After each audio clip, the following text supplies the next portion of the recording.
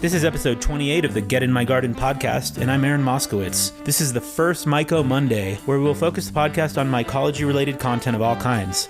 And for those of you who don't know, mycology is the study of fungi in all its forms. Please contact me directly via my website, getinmygarden.com, or send me a direct message on Facebook if you have a great subject matter that should be featured on one of these awesome fungi episodes or one of the other episodes. In this episode, Dylan Martin tells us about the benefits of being involved with your local Mycological Society, some great events that have been hosted by the New Mexico branch, details about the myco-remediation hearings in Los Alamos, New Mexico, and about other interesting mycological activism and research we need to follow. Dylan is a passionate radical mycologist, activist, and mycophile located in Santa Fe, New Mexico. He is a wealth of knowledge and can be reached directly at dylanponics@gmail.com.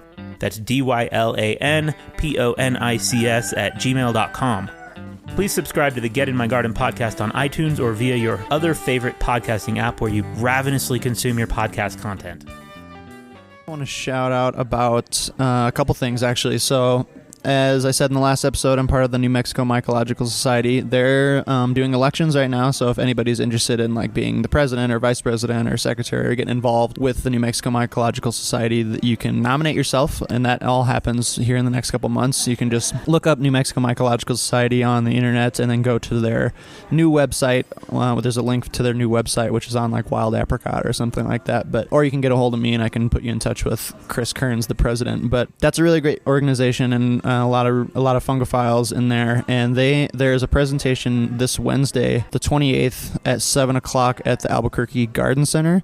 Taylor Lockwood is going to be there, and he was referred to at the last meeting as the Indiana Jones of mycology. Cool. And so I didn't know that much about him, but he's a photographer and a presenter of really awesome photos, I think is what it's going to be mostly, but also just, I think he goes to like really remote areas, kind of does the Indiana Jones thing, and then takes high quality photos of mushrooms around the world or around the country. So he's on tour right now, and so he's going to be there the 28th at 7 at the Albuquerque Garden Center. So wow, I'll be there. 28th of November. Yep, just like a so few this days from episode now. has to go up right away then. But if you miss it, either way, look that guy up. He's got some awesome things. And then another thing that happened the 7th of this month, which I don't know if I touched on that last time, but I went to a public hearing in Los Alamos. Uh-huh. And that was awesome. Peter McCoy was there. Wow, and, yeah. Caitlin Bryson, who has been working with the Tewa Women's United group and Communities for Clean Water. Anyways, I went to this public hearing, and Los Alamos National Labs basically proposed a permit. They wanted to have a permit to dump contaminated water on the lands around Los Alamos National Labs, and we all know that the lands around there are all pueblos and the Ildefonso Pueblo and native lands, basically. So this water that they're dumping is like 350,000 gallons a day, and it's contaminated with this hexavalent chromium, which comes from the old pipes, basically. And chromium, the hexavalent chromium, is a known carcinogen, and so because the aquifer system up there is so complex that they're basically just dumping it on the soil. They want to dump it on the soil and have that be the solution. There are a lot of problems with it as far as that's not okay. Yeah, it seems kind of dangerous. And so people want clean water, and so Peter McCoy was there to present, and also the Tewa Women's United all realized that mycoremediation was an option to clean up this chromium, because there are actually a lot of research studies that show that certain Pleurotus species can attract the hard metals out of water and like almost to 100% in some cases. So that was the whole thing, was that just a few things needed to be changed about the permit. Like there was no baseline data that Los Alamos National Labs was going to take, and the model that they were using was 150-pound white male, and they're not, accounting for pregnant women or women in general. And so they realized that it isn't 100% safe, but they wanted to do it anyway. Yeah, so it was just like they kind of did the bare minimum for like this discharge water, and people were like, well, mycoremediation is a great option because not only does it naturally attract the hard metals out of the water, but you don't even need live mycelia to do that, I guess. Really? Wow. People can use, which Peter McCoy kind of enlightened people about that when we were there, is you can just use waste mycelia from farms around the region. And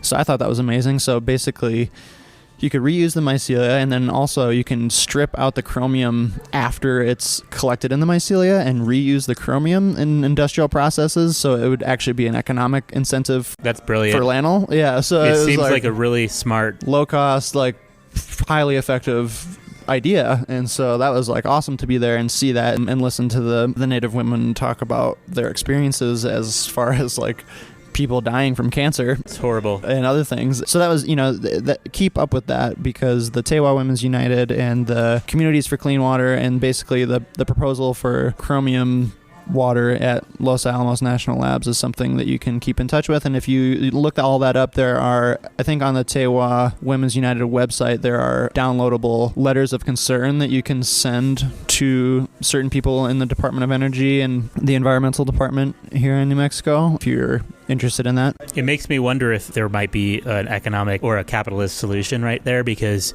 if the company or group of people who are capable of doing that could just be available to do that, why wouldn't they just consider it, right? Right. But right now it's not. That was kind of there. the thing. It was like there was so much public comment when we were there, and it was really great to be there for that. I didn't get to stay all day, but it was really good. And so I hope that happens, because field tests would happen next summer if they decide to go with the mycoremediation. So I really hope that happens. How awesome. Yeah. And if they don't go with mycoremediation, I'm not sure exactly. I didn't, I should have, to get to the actual proposal was a nightmare. It's in like the New Mexico Environmental Department's website, and it's like a 200-page article. And so I think that they were planning on using some sort of algae, but the difference between the mycelium and the algae is like you have to keep supplementing the algae with nutrient sources, basically. So you cut that out completely when you use mycelia. It doesn't even have to be live mycelia at that point. Amazing. So if it's not live mycelia, then it definitely is acting as a sponge, right? Yeah, pretty much. Yeah. So it's just sponging it right up, and then they're going to be able to take it apart. Kind of like feels like a sponge too when you have a bag of spawn. So it made a lot of sense. And if you look on Google Scholar or something like that and look up mycoremediation with oyster mushrooms or chromium remediation with oyster mushrooms, you'll find different articles about basically different Blorotus species harboring all of these hard metals up to 100% in aqueous solutions, which is basically just water. And so, is that something we have to worry about if we're eating mushrooms? That they collect hard metals? I would say that's something that you should consider as far as like where it's coming from and what water you're using. Mm-hmm. Obviously, water is life, so you have to figure out